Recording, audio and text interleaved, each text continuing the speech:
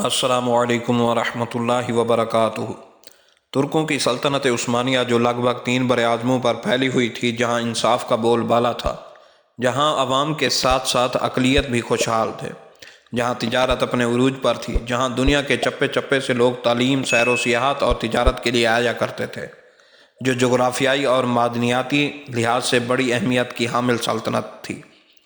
امریکہ، برطانیہ، روس اور فرانس یہ اپنے دور کی بڑی بڑی قوتیں مشترکہ طور پر سب کی نظریں اس کے زوال پر مرکوز تھیں۔ یہودی میسنز کے پس پردہ سازشیں اور اندرونی خلفشار دن بدن بڑھتے جا رہے تھے، جبکہ اس آخری سلطان عبدالحمید نامی خلیفہ کی دادی بھی یہودی خاتون تھی، جسے ان کے دادا کے وقتوں میں ایک غلام لونڈی کے طور پر بطور تحفہ پیش کیا گیا، سلطنت عثمانیہ کو دیا گیا، جو انتہائی ذہین اور بہت خوبصورت تھی۔ پھر وہ جلد ہی سلطان کے حرم تک شہرت اور ہنر اور چلاکی سے پہنچنے میں کامیاب ہوئی۔ بالآخر وہ سلطنت عثمانیہ کے سلطان کے بچے جننا شروع ہوئی، اور جیسے جیسے اثر و رسوخ بڑھا، سلطنت میں جگہ جگہ غدار لوگوں کو انجیکٹ کرتی گئی۔ پھر باقی کا کام آنے والوں نے بھی کیا۔ پھر ایک مخصوص وقت میں ہر طرف بغاوت بھڑکائی اور جنگیں مسلط کی گئیں۔ ریاست کے پاشا یعنی وزراء یا تو کسی بیرونی ملک کے مفاد کے لیے خرید لیے گئے یا کچھ اپنا مذہب تک تبدیل کر گئے۔ کوئی بھی ریاست ایک دم سے ختم نہیں ہو جاتی، اس کے پیچھے کئی قسم کی سازشیں، غداریاں، ضمیر فروش سرگرم عمل ہوتی ہیں، جو دیمک کی مانند آہستہ آہستہ ریاست کو اندر سے کھوکھلا کرنے میں مصروف عمل ہوتے ہیں۔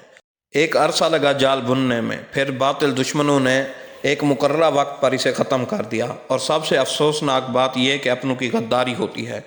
1922 عیسوی میں جب برطانیہ، امریکہ، روس اور فرانس کی ملی بھگت سے سلطنت عثمانیہ کا رسمی خاتمہ کیا گیا اور خلافت ختم کر دی گئی، جہاں ایک لبرل حکومت کی بنیاد رکھی گئی، عوام کو آمرانہ دور کی بجائے ایک جمہوری قیادت کا لالچ دیا گیا تاکہ بغاوت کے زمرے میں ان کی چالاکیاں ظاہر نہ ہوں کہ کب کس طرح کس نے کتنی غداریاں کی۔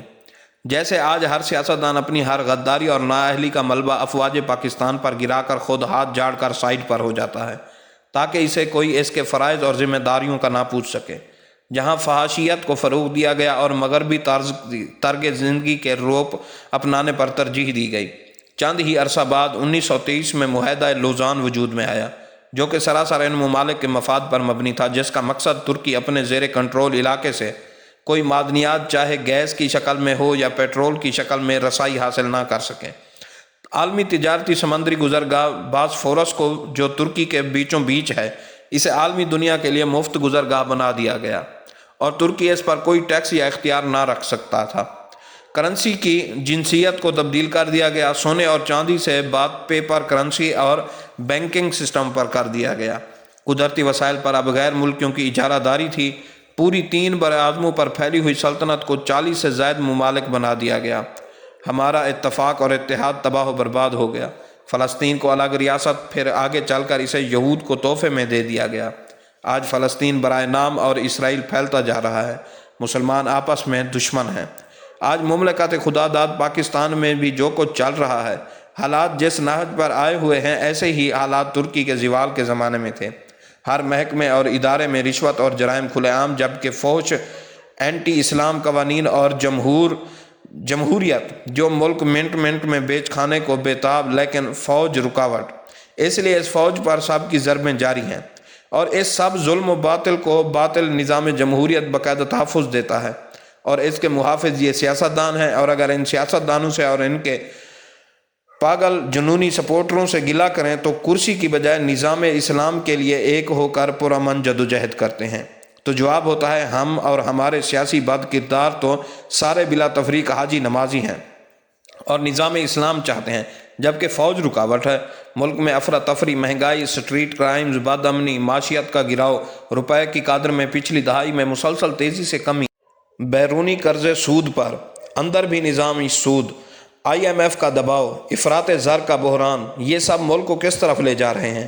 اور ہمارے سیاستدان نہ رعایا کی فکر ہے، بس کرسی کرسی کرسی۔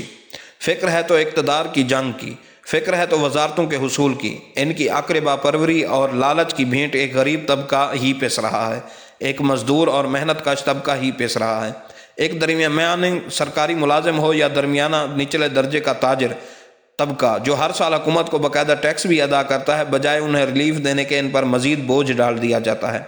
وہ بجلی کی بڑھتی ہوئی قیمت ہو یا پیٹرول کی بڑھتی ہوئی قیمت۔ ایکسپورٹ بڑھانے، صنعت و تجارت میں خود کفالت کی بجائے امپورٹ پر زور ہے۔ باہر سے کتے بلی کے بسکٹ تک منگوا کر ڈالر باہر دوبارہ بھیج جاتا ہے۔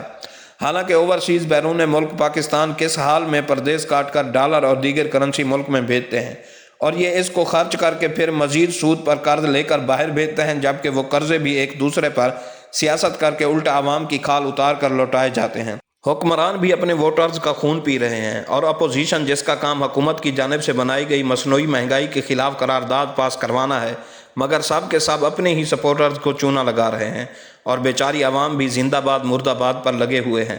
خدا نخواستہ جب شام، عراق، لیبیا، یمن، افغانستان کی طرح اغیار کا غلام ہو کر رہ جائیں گے پھر سوچیں گے۔ ابھی بھی وقت ہے، آنکھیں کھولیں، اچھے برے میں فرق دیکھیں، کون مخلص ہے کون منافق، ملک کا سوچیں۔ ملک ہے تو آپ ہیں، ملک کے محافظ ہیں تو آپ کی آزادی یقینی ہے، نہیں تو معاذ اللہ وہ دن نہ آئے جب آپ کا شمار بھی شام، لیبیا، لبنان، عراق، فلسطین کے ساتھ کیا جائے۔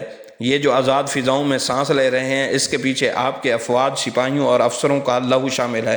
ان کی شہادتوں اور قربانیوں کو رائے گاں مت جانے دیں۔